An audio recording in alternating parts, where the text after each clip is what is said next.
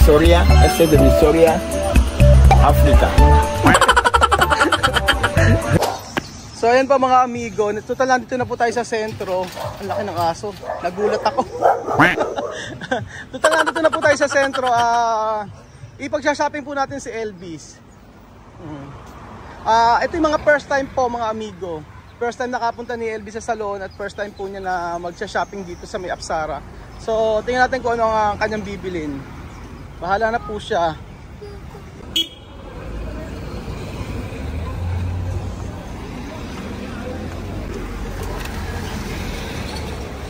So pupunta po tayo mga amigo sa Apsara para po bumili ng damit ni Elvis o kung ano man ang gusto niya. Para po talagang total makeover po ang mangyayari sa kanya. Elvis, vamos a comprar algo para ti. Aquí Apsara.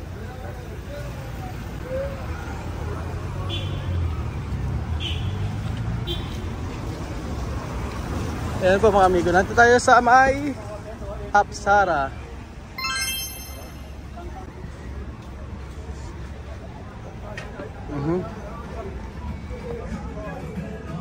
Naku, nagpunta agad si Elvis dito sa may 50% off. Elvis, keto kere. Dime. Ganyan talaga parang si Tia Cesa din, no? Nagpunta agad sa 50%. Esta para dormir. Aha.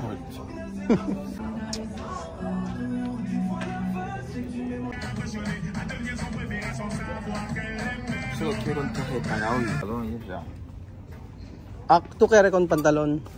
Gusto ro niya kasama daw ang pantalon.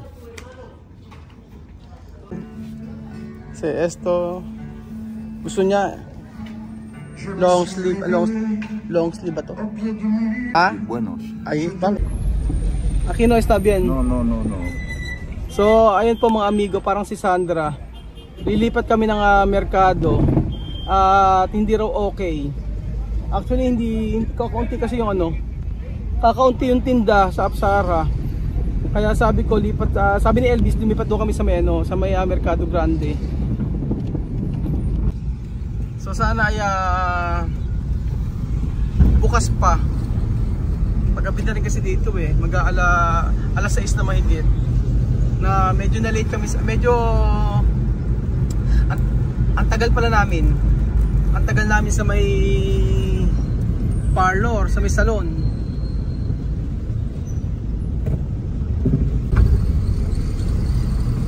So malapit lang naman yung Mercado Grande dito. Pero tingnan natin. Kasi sa kanila, ang mga Afrikano talaga gusto nila yung komportable sila sa kanilang kasuotan. Wala silang pakialam kung branded ba ito or hindi branded. Kaya yun ang maganda po sa mga Afrikano. Lalo na sa pamilya po nila Tia Cesa. Sila Lorena, yan. Sila Sandra. Mas gusto nilang bumili sa mga merkado kumpara sa mga palengke kaysa sa sa mall. At saka marami din kasing option. So ayan pa mga amigo, dito kami pupunta ni Elvis. Dito kami nakabili dati eh. Ang gusto ni Elvis yung mga daw, may pantalon.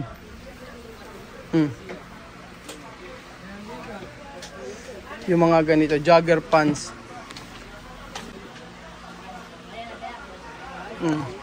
Esto bien.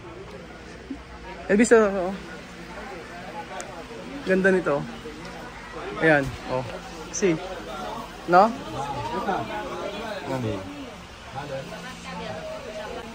Dami, senyor.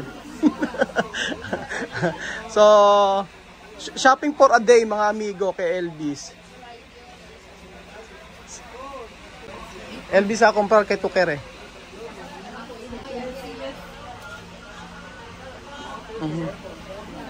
Pega, tengo este color. Sí. No hay problema cuando tú quieres esto.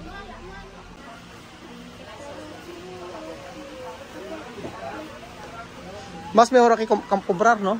Sí, Apsara no mucho. Ahí. A ver. Marami kasi walang magpapipili, walang sa may Apsara na mabili. Dito ang dami oh. Kero ber?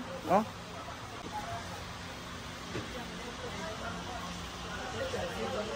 Ay, Aha. quiero mirar. Pantalones?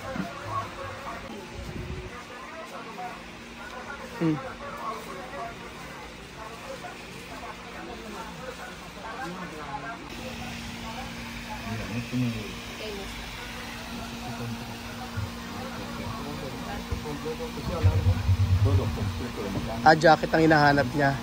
Jacket na may jogging pants. Kumpleto. Kagaya ng binili ni Apoy dati. Kumpleto. Pero ito okay na to. Mahilig sila sa kahit mainit, gusto nila ganyan.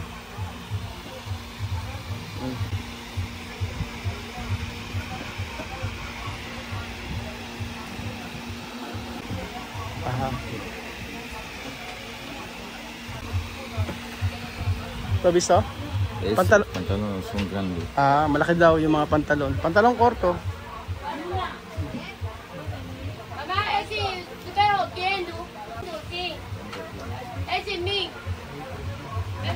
Pero ito, nagagandaan ako dito.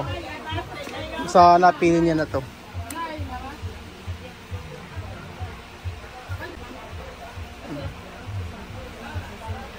Esto?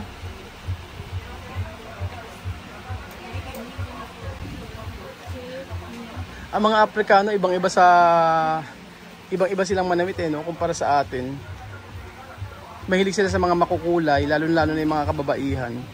Basta mga printed color, gustong-gusto nila. Sabi ko nga kila Tia Cesa, bakit itong sila Elvis hindi nagsusot ng pang-Aprikano na damit? Sa kanila daw kasi ngayon, modern na daw ngayon, kaya ginagamit lang nila yung mga pang-Aprikano na damit kapag ka merong traditional na kasalan, ganun. Gusto sabihin? Sí. ¿Qué más?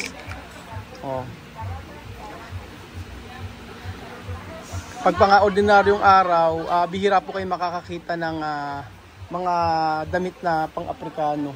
Lalo-lalo na sa mga kalalakihan. Kagaya nito, yung isa na to, sabi niya, okay na yung isa. Pero sabi ko, sige kumuha ka pa kung anong gusto mo. Hindi sila, kagaya siya ni Chamame na hindi nang-aabuso.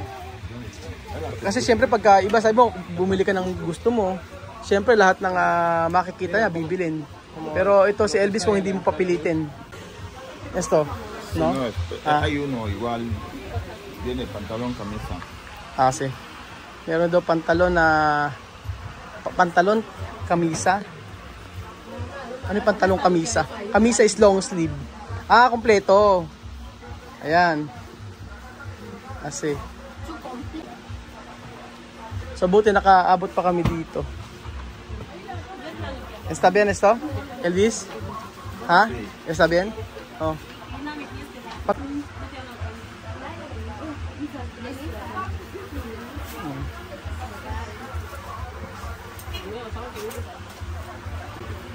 Pero kahit ganito, yung mga damit mo, 500 pesos, 600 pesos, medyo din, mahal na din. Kasi syempre dito lang tayo bumili sa may Chinese.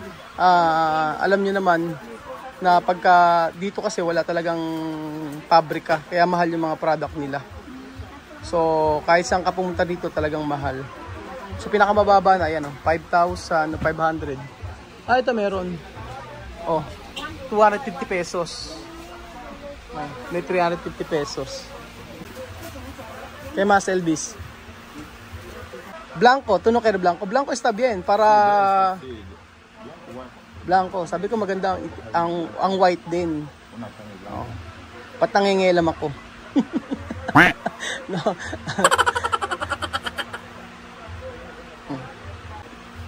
Bueno. Sí, esperar. Todo esto, más esto. Ese es Puma Patay, ¿no? Puma Patay. Puma Patay. Puma daw, Puma Patay.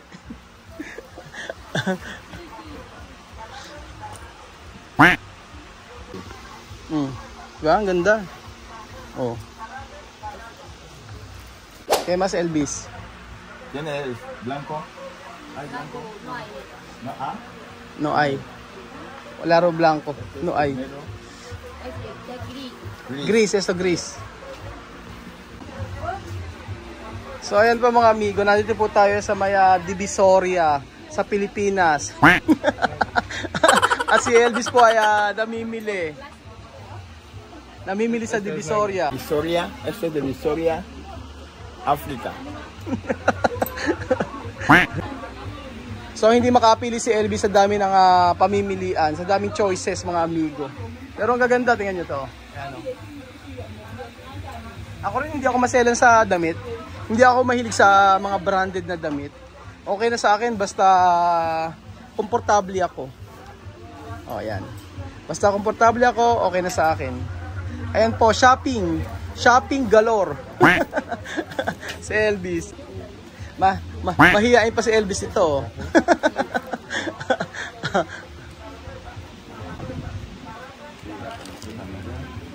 Sí, hace descuento, eh. Diskwento ha? Para si Tia Cesa humihingi ng discount. So ayan pa mga amigo, nakakatuwa po na nakasama natin at nakabanding natin si Elvis. At ayan, siya ay nag-aapura dahil siya ay magbebenta pa. So bagong gupit, bagong makeover. Tapos pagkayari nito magbebenta pa siya. So ang bawat tao naman kasi may kanya-kanyang may kanya-kanyang gusto sa damit. Ayan. Aha.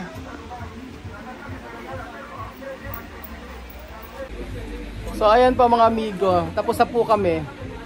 Aha. Todo cuánto? ¿Cuánto todo? Ay. Ayan. Kukontar daw, bibilangin daw niya. Shishe. Tu nombre. Nombre. Aha. Pimpi. Pimpi. Pimpi guapa. Oh, gracias. Pimpi ang kanyang pangalan. Ayan po mga amigo, maraming salamat po sa panonood ng video na to at kita-kita ulit tayo bukas sa panonood ng video na to at share nyo po ang ating video na kung saan ay marami pang makakita na ginagawa natin sa Equatorial Guinea at marami pa rin makapanood ng ating mga videos. Salamat po mga kababayan ko at God bless po at mabuhay po ang Pilipino. ¿Hace descuento todo? Toto, 55. ¿Cuánto dejar? 50 bien. Dale. Nakatawad. Diba? ¿Cuánto más? Falta? Uno. Así. Okay. Gracias. No pasa nada. Aha. Pimpi. Okay. Aha. Gracias, Pimpi. So, mura na po ito. 55,000 po, naging 5,000 pesos at naka-discount. Pero ang dami naman, di ba? Oh. 5,000 pesos, pero kung bumili po kami sa may Apsara kanina, sabi ni Elvis, naku po, isang sapatos po, yung Puma doon ay 70,000 o 7,000 pesos. So, nakatipid po tayo mga amigo, pero masaya si Elvis. Yun ang importante. Masaya siya sa kanyang nabili. Kasi kanina pa siya tingin ng tingin sa may Apsara. Sabi niya, nako, wag dito Kuya Raul. At mas marami tayong mabibili kapag doon tayo nagpunta sa may Mercado Grande.